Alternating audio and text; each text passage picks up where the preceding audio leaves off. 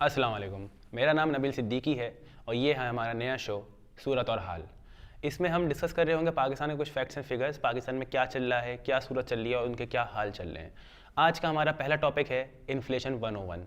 अच्छा, अब इसमें हम क्या डिस्कस करेंगे? इसमें हम डिस्कस करेंगे इन्फ्लेशन होती क्या है, इन्फ्लेशन कैसे होती है, इन्फ्लेशन के बाद क्या होता है, पाकिस्तान में क्या है चल रहा है सूरत और हाल, और हम क्या कर सकते हैं इससे बचने के लिए। सूरत हाल बताएंगे, सूरत हाल है बता रहे हैं।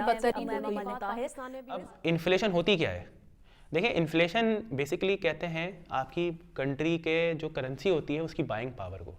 जब आपकी कंट्री की जो बाइंग पावर होती है वो कम हो जाती है तब आपकी कंट्री में इन्फ्लेशन आती है। अब इसको समझें। इसमें होता ऐसे है कि जैसे पाकिस्तानी रुपया है, अगर आप जाएंगे उसको बेचने के लिए या ख़रीदने के लिए डॉलर लेके जाएंगे आप, तो 170 रुपये देंगे तो आपको $1 मिलेगा। आज से कुछ साल पहले अगर हम चले जाएंगे तो 100 रुपये दे के हमें $1 मिलता था। तो इन्फ्लेशन कम थी। जैसे जैसे हमारे करेंसी की वैल्यू गिरती जाती है, दूसरी तरफ से दूसरे डॉलर्स वगैरह की वैल्यू बढ़ती जाती है। हमें खरीदने और बेचने को साथ लेके चलना पड़ता है। ये होता क्यों है?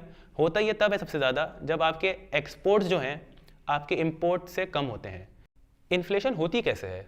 इसको एक आसान एग्जाम्पल समझाता हूँ मैं। ये एक मोबाइल है, समझें इसकी प्राइस है 15,000 रुपये। मैं गवर्नमेंट हूँ, आप मेरे पास आए, मुझसे बोला मुझे ये मोबाइल ख़रीदना है। मैंने बोला आप ख़रीद लो, आप एक काम करो, आप 10,000 रुपये दे दो, 5,000 रुपये मैं अपनी जेब से दे देता हूँ।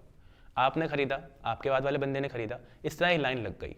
सब लोग खरीदते गए। एक दिन ऐसा आया कि मेरे पास जो मैं 5,000 रुपये दे रहा था हर मोबाइल पर, वो ख़त्म हो गए।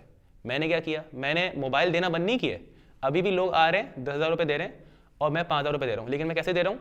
मैं उधार लेके दे रहा हूँ। मैंने पीछे से उधार लेना शुरू कर दिया, मैं उधार लेता रहा और मोबाइल बिकते रहे। अब एक दिन ऐसा आया कि बाहर वालों ने बोला कि यार अब आपको उधार नहीं मिलेगा, आप पहले पुराना उधार हमें वापसी करो। अब आप ये समझें, कुछ साल पहले डॉलर था 100 रुपये का। वो 100 रुपये का क्यों था? क्योंकि 100 रुपये आप देते थे और 50 रुपये हुकूमत देती थी। था वो 150 का ही, लेकिन आपकी जेब से सिर्फ 100 रुपये जाते थे। ठीक है, अब जब हमारा कर्जा इस हिसाब से बढ़ गया कि हमें लोगों ने मना कर दिया कि भाई अब आपको हम पैसे नहीं देंगे, तो हमें डॉलर एक 150 का नहीं बल्कि 170 रुपये का देना पड़ रहा है।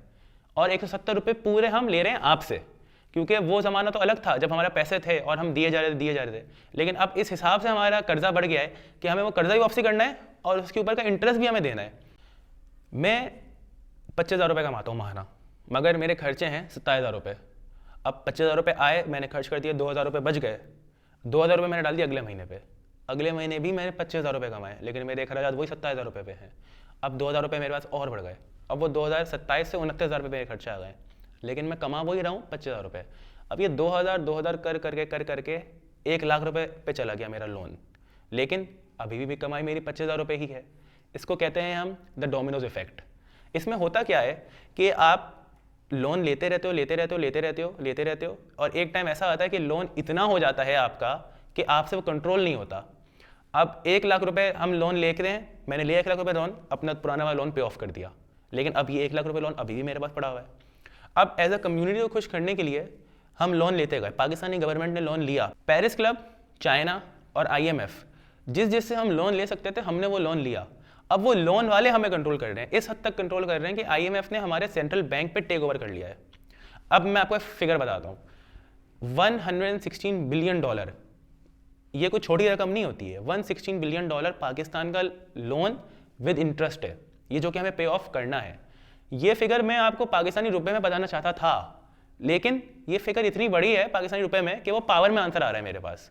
ये आप खुद कैलकुलेट करें और मुझे कमेंट्स में बताएं कि क्या आ रही है फिगर, क्योंकि मेरे पास तो ये फिगर पावर में आ रही है। देखें, अब हम एज अ सिंगल यूनिट क्या कर सकते हैं?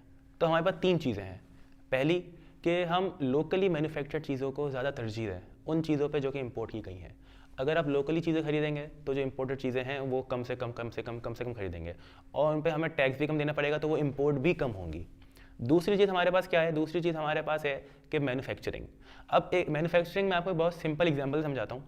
ये माइक है जिससे ये शो रिकॉर्ड किया जा रहा है। ये माइक पाकिस्तान में नहीं बनता, ये बाहर से मंगवाया जाता है।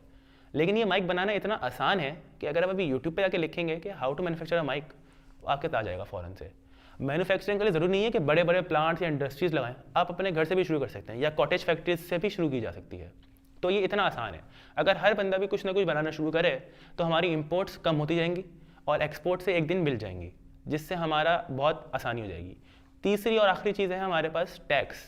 अगर हर बंदा ईमानदारी से अपना टैक्स अदा करता है तो हमें उससे इतना फ़ायदा होगा, हमारी इकॉनमी को इतना फ़ायदा होगा कि हम जल्द अज जल्द अपना डेब्ट जो है $116 बिलियन वो हम पे ऑफ कर सकते हैं।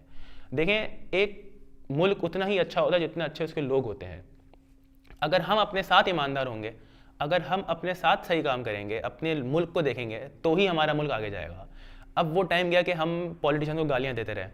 अगर आप गाली देते हैं तो आप पार्ट ऑफ अ प्रॉब्लम है जो कि इस मुल्क को चला रही है।